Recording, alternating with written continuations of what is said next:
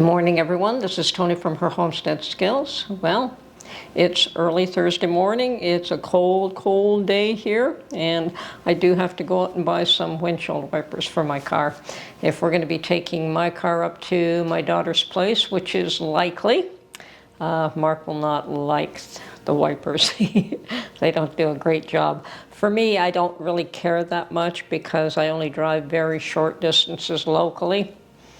But if we have to go for a couple of hours in my car, I know he'll get frustrated. So I've asked him to determine what wipers I need, and I'll probably pick them up from Canadian Tire sometime later today. I've also been busy making some chicken vegetable soup. I do have a video that is edited, and I'll probably put that out if anyone is interested in how I made chicken vegetable soup. I also have get those meatballs done. I have meat in the refrigerator. It's been there for a day or so now, maybe 2 days. As of today would make it 2 days. And they really have to get done. I can't leave them there. And I don't want to put a lump in the freezer because then you have to cook it all at once. So the whole idea with 3 pounds of meat was to turn it into meatballs, and that way we only eat the quantity we want for a meal, which is usually about 8 to 10 meatballs, depending on how much meat Mark wants. The other thing is I bought a bag of apples because I haven't made applesauce in ages. I did go up to the apple farm this fall and bought apples, but you know what? Those awesome, amazing apples that you get fresh off the tree yourself are not for applesauce. So just the local ones that we get at the grocery store that, you know, they could be, who knows how old they are. They know how to look after apples these days and get them to last for a fairly long time. But yeah, I just picked up a bag of apples to turn into applesauce, and I'll probably get that done sometime today as well. And while I was out getting vegetables for my chicken vegetable soup, I also picked up some pig fat. Now, I have seen that on the butcher counter a few times and I've ignored it. And yesterday I saw it and I thought, well, why don't I try this? And I did pick it up, and it was only $2 for a bag of this. But I have since cut it up, and it is melting in the oven at a very, very low temperature. I've never made lard before, so I'm learning, and of course I've made mistakes. The lard that I bought was probably not the best quality. It had skin and it had meat, and there was no way to separate the skin and the meat from those strips that were in that bag. And I understand that really it's not harmful.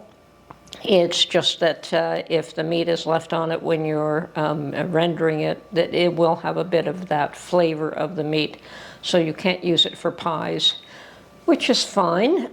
My first attempt at making lard, it could be just used for cooking, things like bacon, although you don't need any grease to cook bacon, but even things to cook my meatballs, or, you know, to replace olive oil in cooking meals, it will be perfectly fine. And at that cost, you know, even the store-bought lard that I buy today, it has gone up double in price. So quite the difference. So yeah, that would be my first time of rendering lard. I'm learning something. I will have a product that is usable, just not 100% usable for everything. So I'll have to look for a better quality lard someplace in the future. We'll see if I can get a hold of some and do it again. But lesson learned. Now, of course, the other thing that I wanted to talk about, which seems to be what everybody is talking about, I've heard about it for days and days now, and that is those drones flying about in people's yards and over top of Trump's golf course and over top of other facilities that they probably shouldn't be driving over or flying over. And what are they doing? They don't seem to be dropping anything harmful that we're aware of. That doesn't mean they aren't. misting the area at night with something. That's always possible. Now, not to put conspiracy theories out there or making people concerned about anything. That's not my intent. But they're doing something out there. They're not just flying around indiscriminately, and they're not just some group of people innocently flying these things around. I've heard that some of them are as large as a small car. Now, anyone that can afford a drone that is the size of a small car has got quite a bit of money, and that is usually the government. And it just depends on which government. And anything that size can have a lot of uses besides spying and carrying weapons, carrying cameras, of course, to scope out the area. And I understand that they're flying mostly in New Jersey, but there are other places where they've been seen.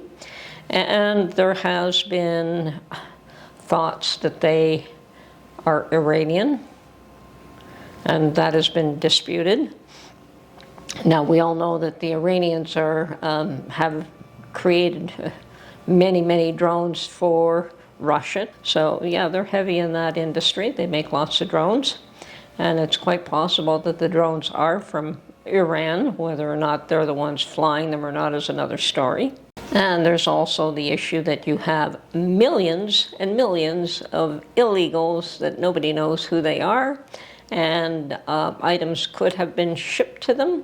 And they're the ones flying these, trying to get data. Who knows? What I'm going to suggest is that the government does know exactly what they are, and they know exactly what they're doing. I don't think that the American government is unaware, and they have been informed that there has been hundreds, not single sightings, but hundreds of sightings of these things, and they've put out the statement that they're not foreign. They also claim they're not their own products, and they've also claimed that they're not dangerous. Now, how would they know any of this? I'm going to suggest that they know exactly what they are, they know exactly what they're doing, and they have no intention of informing the population. It doesn't matter what the population feels about it. If they're concerned about these things flying around and what they're doing, yes, we should be concerned, especially with the fact that it's being kept secret. So if they don't want conspiracy theories to spread, why not be forthright? So what are they doing? Well, everyone can theorize what they may be doing, but they obviously don't want to let anyone know.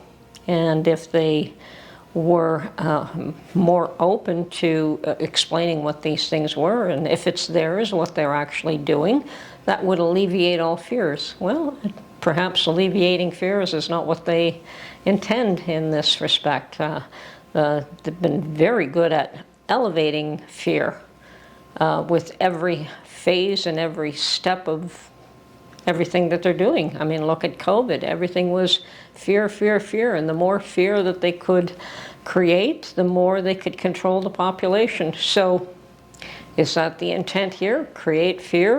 There is no doubt that if they don't come out with the facts, that somebody will come out with stories like this Iranian ship that had launched and is on, what is it, the eastern seaboard of the Americas, and it's the mothership for these drones. Well, that could be just a conspiracy theory, but then again, it's the only one that we've heard. It's the only explanation that anyone has given as to what these things are. So either be forthright, come out with it, or perhaps the intent is to create as many conspiracy theories as they possibly can around this whole thing. Or perhaps they are just allowing foreign entities to gather information for whatever reason. I'm sure I would not like a drone flying overhead and peering in my windows and in my yard and trying to watch what I'm doing. And for what reason? For what reason? We know that legally you can't even take those things down. And some of them are pretty large. If they're the size of a car, yeah, bringing them down could be quite dangerous even for people on the ground. So they have to know what they're doing there. Sorry, I don't believe that they don't know. I don't believe that they're not involved. I think that they've got a firm hand in this. The nonchalant, never make care attitude, nothing to see here attitude, there's something going on.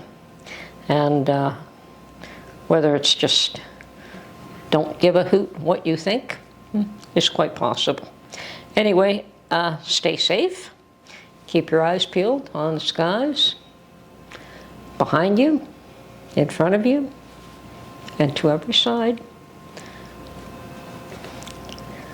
Stay situationally aware, because in this day and age, I think that that is extremely important. Anyway, this is Tony from Her Homestead Skills. I got to get back to my kitchen. I got so much to do. Talk to you soon. Bye for now.